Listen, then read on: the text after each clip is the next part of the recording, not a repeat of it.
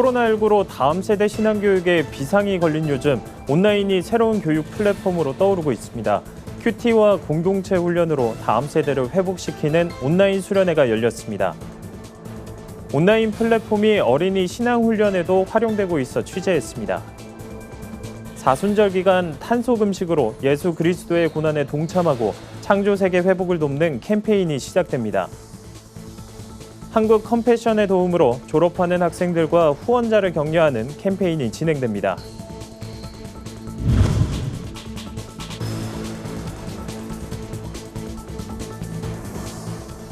여러분 안녕하십니까? 굿TV 뉴스입니다. 코로나19로 비대면 예배가 자리 잡으며 다음 세대를 위한 수련회도 온라인으로 열리고 있습니다. 네, 이 가운데 큐티와 공동체 훈련을 통해 말씀으로 삶을 해석하며 고난과 상처로부터 회복할 수 있게 다음 세대들을 돕는 큐티엠의 큐페온이 시작됐습니다. 진은희 기자가 취재했습니다. 큐티로 다음 세대를 키우는 큐티엠의 전국 수련회 큐페온이 시작됐습니다. 올해는 코로나19로 온라인에서 열린 만큼 유튜브를 통해 누구나 참여할 수 있습니다. 수련회 주제는 디얼업으로 비대면 시대 가정과 직장, 교회 등 각자가 있는 곳에서 사랑을 전하자는 의미를 담았습니다. 그렇죠. 저희가 이제 무대 세팅도 그래서 저희가 우체통을 좀 해놨어요. 그래서 저희가 직접 만나질 못하니까 예전에는 이렇게 편지를 써서 이렇게 사랑하는 사람들에게 보냈잖아요. 이게 이제 생각과 사랑과 마음을 담아서 이날 한 참석자는 코로나로 인해 무기력해진 삶 가운데 하나님과의 교제를 통해 회복된 경험을 간증하기도 했습니다.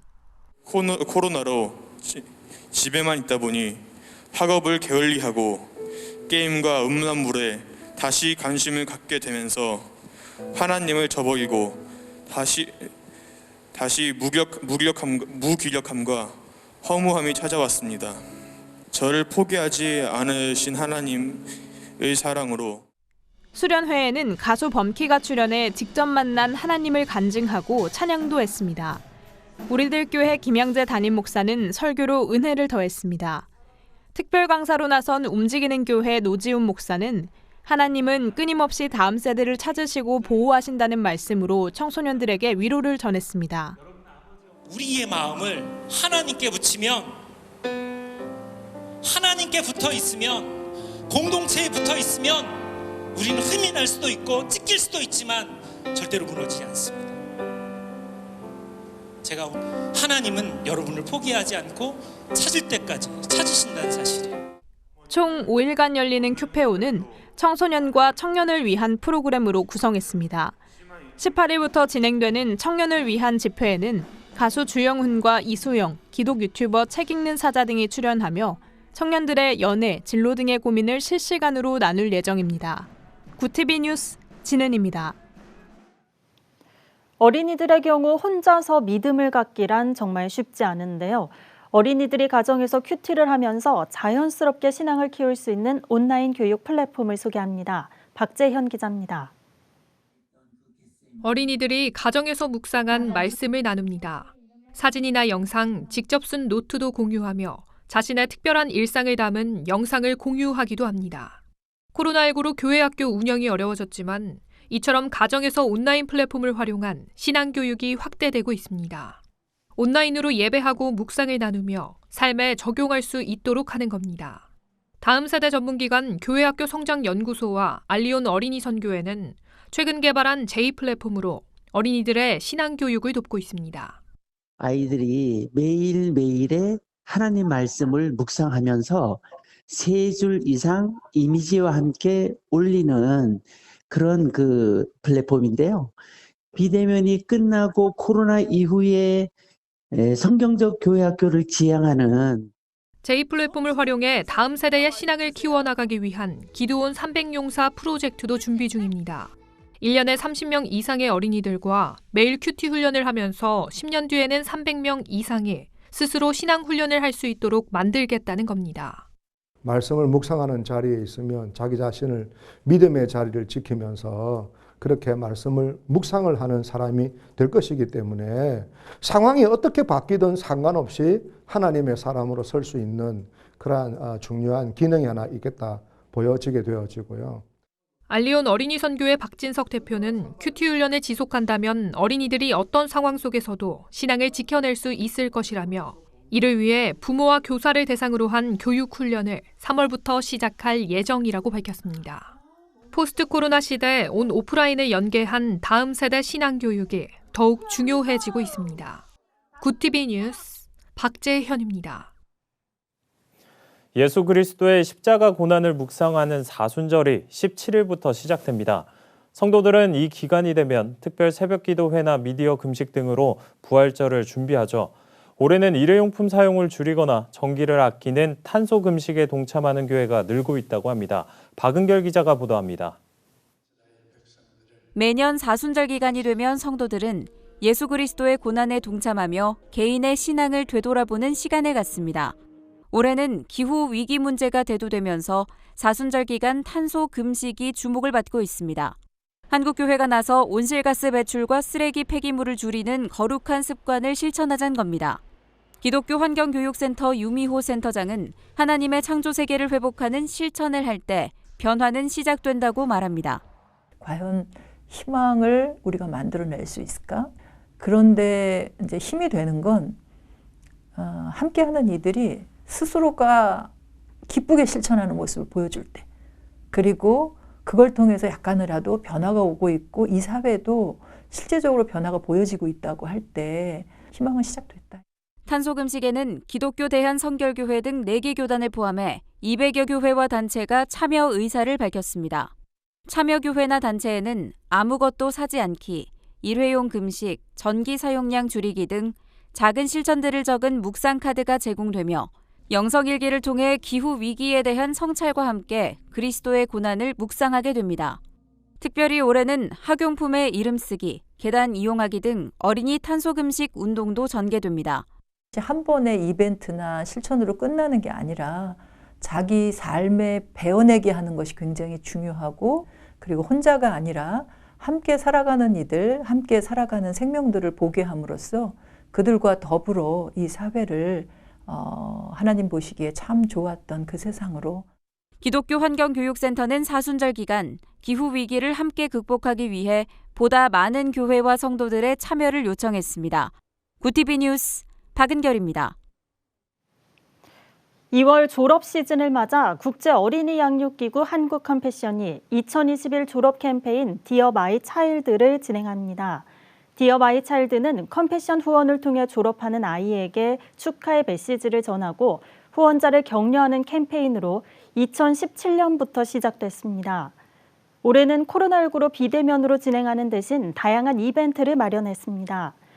먼저 어린이의 졸업을 1년 남짓 앞둔 후원자가 응원의 메시지를 전하고 또 다른 후원을 서약해 소셜미디어에 인증하면 선물을 제공합니다. 오는 28일엔 온라인 졸업식을 열고 가수 엄정화와 김범수, 주영훈 등 연예인 후원자가 나서 토크쇼와 공연을 진행합니다. 컴패션 관계자는 지난해 1,460명의 한국 후원자가 1,590명의 어린이를 졸업시켰다며 이번 캠페인을 통해 아이와 후원자의 관계가 돈독해지길 바란다고 전했습니다. 오늘의 이슈 포커스입니다. 최근 프로 배구계에 불거진 학교 체육 폭력 사건과 관련해 학교 운동부 징계 이력을 통합 관리하는 방안이 추진됩니다. 문화체육관광부는 16일 국민체육진흥법 개정 시행 소식을 알리면서 교육부 등 관계 당국과 협의해 학교 운동부 징계 이력을 통합관리해 향후 선수 활동 과정에 반영하겠다고 전했습니다. 앞서 프로배구 여자부 흥국생명의 이재영과 이다영, 남자부 OK저축은행 송명근 심경섭은 과거 학교 폭력을 저질렀던 사실이 피해자들의 폭로로 알려졌습니다. 해당 선수들은 대한민국 배구협회 결정에 따라 국가대표 자격이 무기한 정지됐습니다. 현행 사회적 거리두기를 보완한 개편안 초안이 다음 주 마련돼 의견 수렴 절차에 들어갑니다. 중앙재난안전대책본부는 앞서 진행한 2차례 공개 토론회에서 나온 여러 의견을 취합해 거리두기 개편 작업에 착수했다며 다음 주까지 초안을 공개하는 것이 목표라고 밝혔습니다. 특히 현행 거리두기가 5단계로 세분돼 단계별 방역 메시지가 오히려 불분명해진 문제점 등을 보완하겠다고 설명했습니다. 코로나 사태 속 대기업과 중소기업의 고용 양극화가 심화하고 있는 것으로 나타났습니다. 통계청과 중소기업연구원에 따르면 전년 대비 지난달 5인 미만 소상공인 취업자는 49만 6천 명, 5인 이상 300인 미만 업체 취업자는 60만 8천 명 각각 감소했습니다. 반면 지난달 300인 이상 대기업 취업자는 1년 전보다 12만 3천 명 늘어 지난해 2월 이후 가장 큰 폭으로 증가했습니다. 다음 달 한미 연합훈련을 앞두고 합동참모본부에서 코로나19 확진자가 나왔습니다. 서울 용산구 국방부 영내에 있는 합동참모본부 소속 국무원 한 명이 코로나19 양성 판정을 받은 겁니다. 국방부 영내에서 확진자가 나온 것은 이번이 처음입니다. 합참에서 첫 코로나19 확진자가 나왔지만 훈련과는 무관한 부서인 것으로 알려져 아직까진 다음 달 둘째 주로 예정된 한미 연합훈련에 어떤 영향을 줄지는 미지수입니다. 일본군 위안부 피해자인 이용수 할머니가 위안부가 가짜라고 주장하는 하버드대 램지어 교수의 역사 왜곡을 바로잡기 위해 미국 하버드대 세미나에서 위안부 피해를 증언합니다. 이에 앞서 이 할머니는 위안부 문제를 국제사법재판소에 넘길 것을 정부에 촉구하는 취지의 기자회견을 열었습니다. 이 할머니는 우리 정부가 나서서 국제법으로 일본의 죄를 밝혀달라고 호소했습니다. 내년 6월부터 커피 전문점 등에서 일회용 컵을 쓰면 보증금을 내야 하고 종이컵과 플라스틱 빨대 등은 사용이 금지됩니다. 환경부는 이런 내용을 담은 자원의 절약과 재활용 촉진에 관한 법률 합의 법령 개정안을 다음 달 29일까지 입법 예고한다고 밝혔습니다. 개정안에 따르면 일회용컵 보증금제는 전국 2만여 개 매장에서 시행될 전망으로 컵을 매장에 돌려주면 미리 낸 돈을 받을 수 있습니다. 구티비 뉴스 최상경입니다. 구티비 월드와이드입니다. 세계무역기구 WTO 새 수장에 나이지리아 출신의 응고지 오콘조 이웨알라가 선출됐습니다. WTO는 특별 일반 이사회를 열고 164개 회원국의 컨센서스를 통해 오콘조 이웨알라를 사무총장으로 추대했다고 밝혔습니다. WTO 26년 역사상 첫 여성 사무총장이자 첫 아프리카 출신 사무총장입니다. 임기는 다음 달 1일을 시작으로 오는 2025년 8월 31일까지입니다. 오콘조 이웨알라는 화상 기자회견을 열고 최우선 과제로 코로나19 대응을 꼽았습니다. 특히 지식재산권에 대한 유연한 접근은 더 많은 나라에서 코로나19 백신을 접종할 수 있도록 할 것이라며 WTO의 역할을 강조했습니다. 미얀마 군경이 시위대에 고무탄과 새총을 쏘고 곤봉 세례를 퍼붓는 등 폭력을 행사하는 영상이 SNS를 통해 퍼지고 있습니다. 트위터 등의 만달레이나 미얀마에서 벌어지는 일이라는 해시태그를 검색하면 만달레이 지역에서 천여 명의 시위대를 해산하는 과정에 군경이 폭력을 행사하는 사진과 동영상이 줄줄이 나오고 있는 겁니다. 네티즌들은 미얀마 군인들은 비무장 평화 시위대를 노예처럼 대했다. 사복 차림의 군인이 궁지에 몰린 시위대와 여성을 향해 발포했다고 분노를 터뜨렸습니다. 미국 국민 10명 중 6명은 집권당인 민주당도 야당인 공화당도 엉망이라며 제3당이 필요하다고 여기는 것으로 나타났습니다. 응답자의 지지 정당별로 보면 민주당 지지자가 46%, 공화당 지지자가 63%, 무당파가 70%의 비율로 제3당의 필요성을 주장했습니다. 미국에선 공화당 후보 에이브러임 링컨이 대통령에 당선된 1860년부터 공화당과 민주당의 양당 체제가 구축돼 왔습니다. 공화당 내에선 트럼프 전 대통령이 공화당을 계속 이끌어야 한다는 의견이 많았고 민주당에선 당이 좀 더 진보적이거나 중도로 이동해야 한다는 의견이 비슷하게 나왔습니다.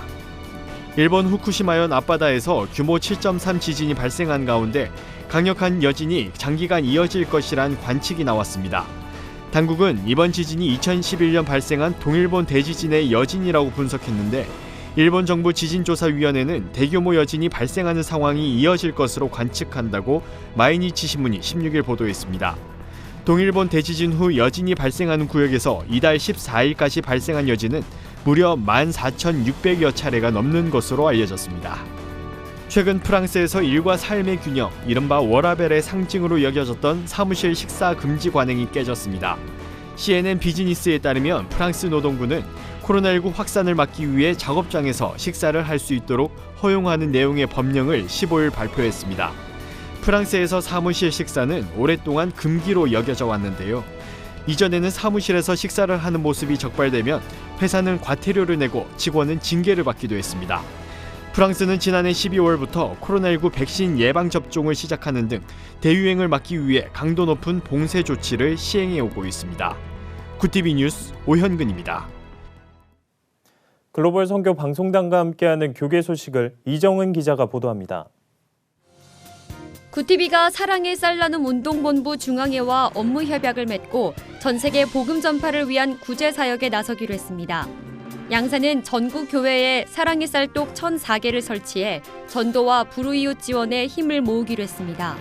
사랑의 쌀 나눔 운동본부 이선구 이사장은 구티비와 협력해 어려운 이웃에 쌀과 생필품을 지원하고 이를 통해 예수 그리스도 사랑이 땅끝까지 전해질 수 있도록 힘쓰겠다고 말했습니다. 국회에 발의된 건강가정기본법 개정안에 대한 교계 반발이 커지고 있습니다. 한국교회 총연합은 현행법의 핵심 조항인 혼인과 출산, 가족해체 예방을 삭제하는 건 동성혼 가족을 인정하는 등 전통적 가족 개념을 해체하려는 의도를 드러내고 있다며 즉각 철회를 요구했습니다. 그러면서 전통적 가족과 가정 밖에 방치된 이들에 대한 복지적 혜택은 현행법으로도 충분하다고 강조했습니다. 목민교회가 저소득층 지역 주민들을 위해 양천사랑 복지재단에 라면 100박스를 기부했습니다.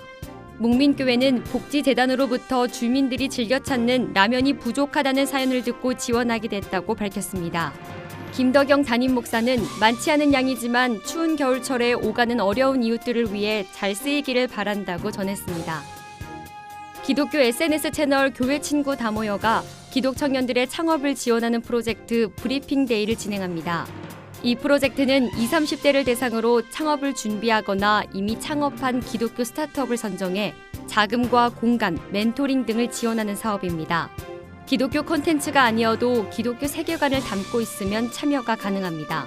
신청은 오는 18일까지 온라인으로 할 수 있습니다. 구티비 뉴스 이정은입니다. 사순절이 다가왔습니다. 올해 사순절은 2월 17일부터 4월 3일까지인데요. 부활의 기쁨이 기다리고 있는 만큼 40일 동안 예수 그리스도의 십자가 고난을 경건히 묵상하는 시간이 되시길 바랍니다. 네, 이상으로 뉴스를 마칩니다. 오늘도 함께해 주신 여러분 고맙습니다.